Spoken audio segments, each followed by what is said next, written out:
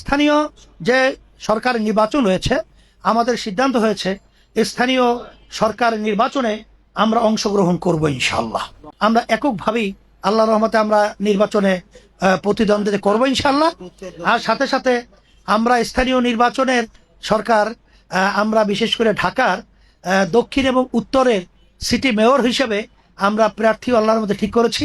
আজকে আপনাদের মাধ্যমে জাতিকে জানাতে চাই আর আমরা ঘোষণা করছি, আমাদের ঢাকা উত্তর সিটি কর্পোরেশন নির্বাচনে ইসলামী বাংলাদেশের মনোনীত প্রার্থী হিসাবে আতিকুর রহমান মুজাহিদ, কেন্দ্রীয় সভাপতি ইসলামী যুব আন্দোলন বাংলাদেশ, তাকে আমরা ঘোষণা করছি আতিকুর রহমান মুজাহিদ, আলহামদুলিল্লাহ।